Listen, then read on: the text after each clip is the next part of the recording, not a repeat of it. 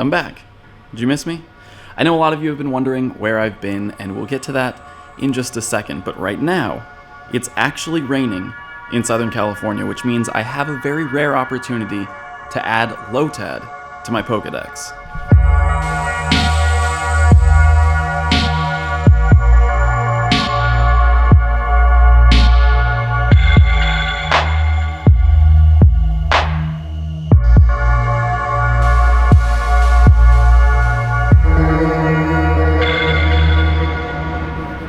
Look at this.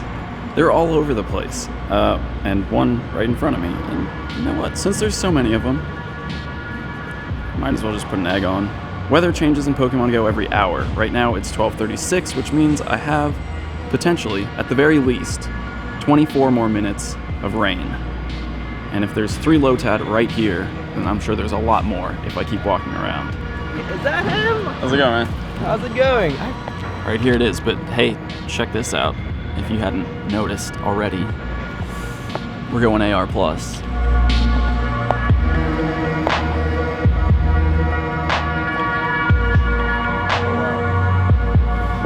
a lot bigger than I expected.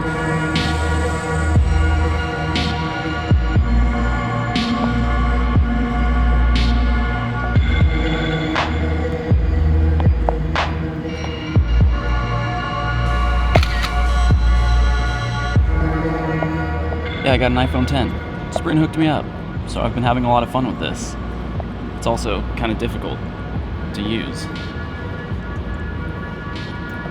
I can't tell you how many Pokemon I've lost and had run away from me because I was trying to get a good AR+ picture. Lost a Lickitung, a Chansey, a Groudon, actually, from a legendary raid. Hey, there it is. Lotad. Check it off. And let's go find a few more.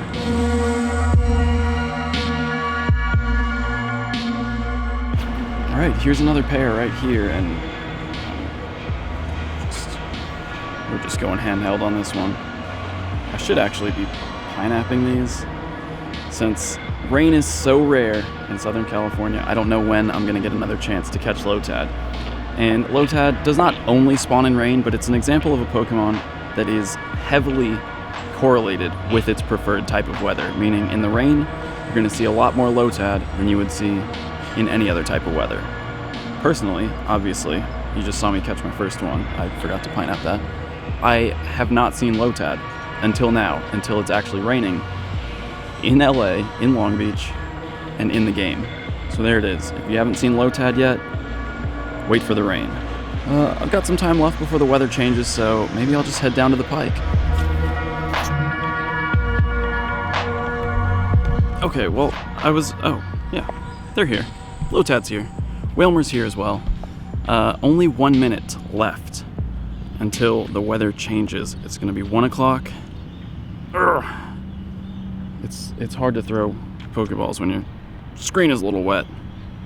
You know this, right? Anyway, the rain's pretty much let up. Still sprinkling a little.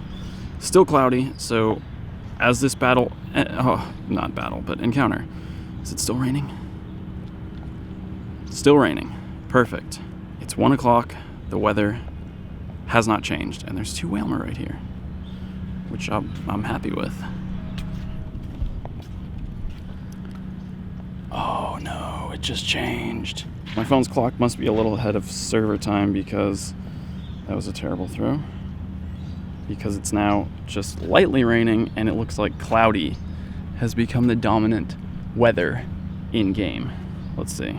When I get out of here, let's see. Is it still raining? Is it cloudy? It's cloudy. No more weather boost. Kind of a bummer because see these 3 Electrike. The Pike is, I can't even, no. The weather changed. I lost the Wailmer. Can't tap on it. I'm gonna see what happens if I restart my game. I think it's probably the same thing with a nest change. You know, when nests change and you see the Pokemon change, you can't tap on it until you restart the game. I think it's the same when the weather changes. This Wailmer was weather boosted, and then it had its stats and everything re-rolled when the weather changed, and that sort of makes it count as a different Pokemon, and then I have to restart the game. And then it it flees from me. But hey, oh, there's still a... Nope. Oh, there it is. Okay, at least there's still a Lotad out. So this is probably a leftover Lotad spawn from before the weather changed. So the Pokemon will stay there, but its stats and everything, its IVs, will change. Right here it is. Probably the last Lotad I'm going to see for a while, unless it happens to rain again. So why not risk losing it for a good AR shot?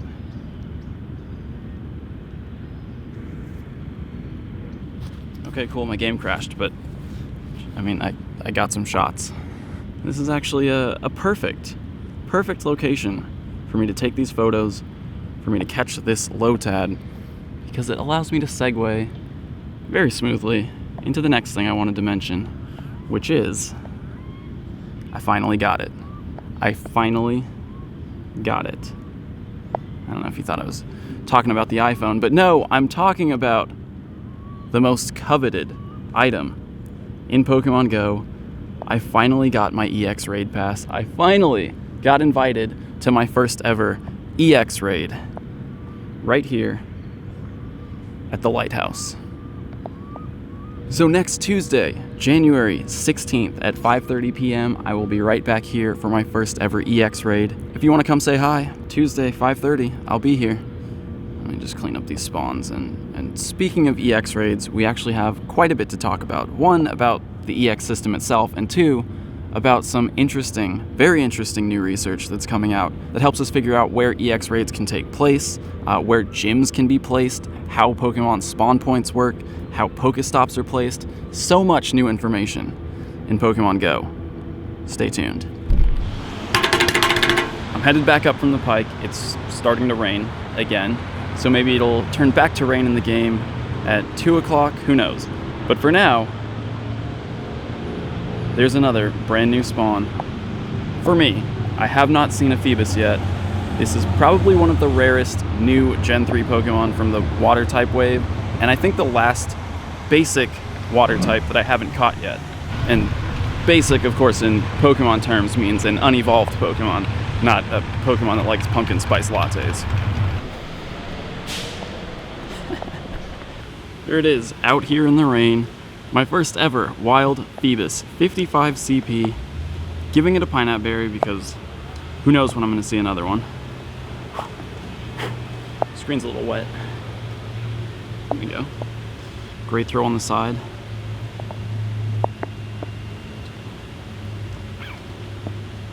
Cool.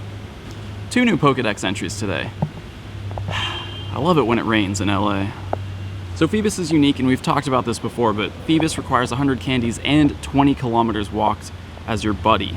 And you do have to walk the Phoebus that you're planning to evolve. So I'm not going to start walking this one yet because it has bad IVs, but hopefully I'll get a better one and I can walk 20 kilometers with that one. And then, hey, oh, there's another Lotad right around here too. Let's find it. Gotta love a waterproof phone. I wish I could say the same for the camera. Oh yeah. Oh man, yeah, that's really wet. Okay, this should be safer. Wet screen there. Okay.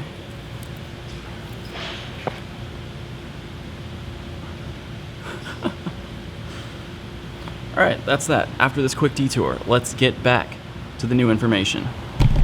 Now, before we get too technical, I want to quickly go over some details for the gym that I got my raid invite for. First of all, it's the Lighthouse.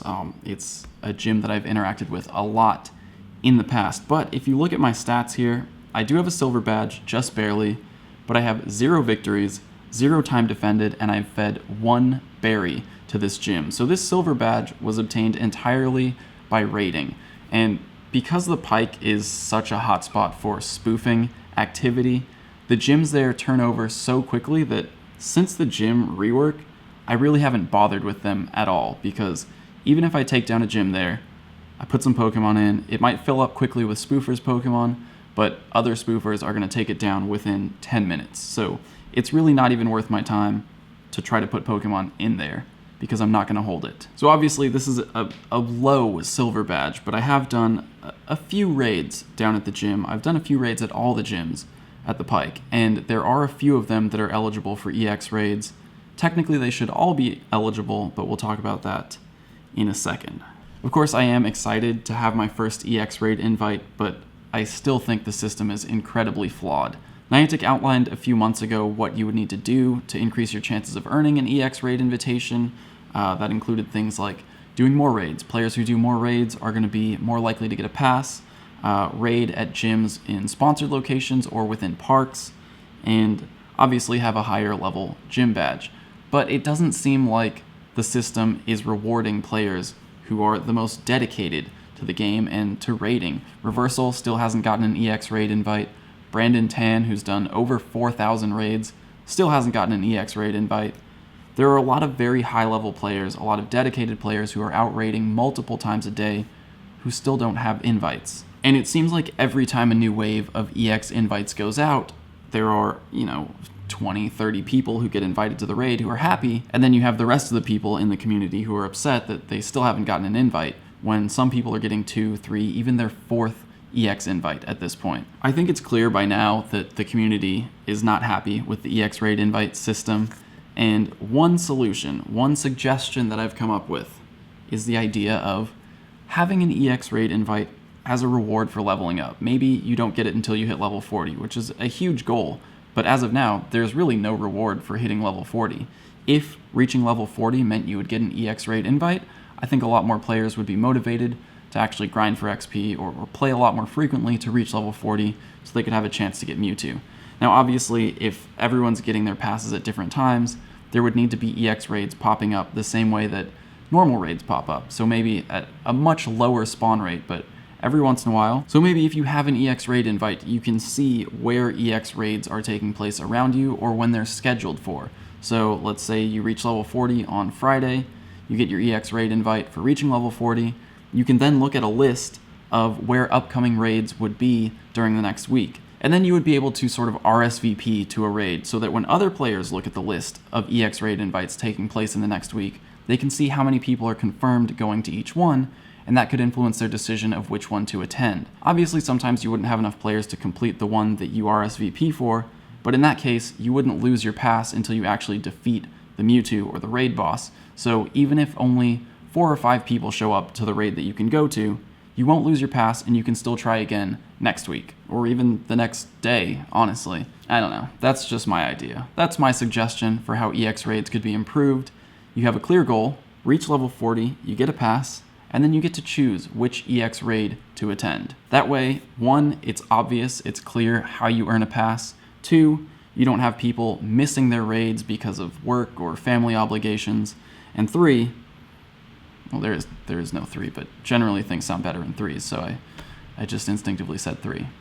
But that's it. That's my EX raid invite, and I'm happy with it, but I still think the system needs work.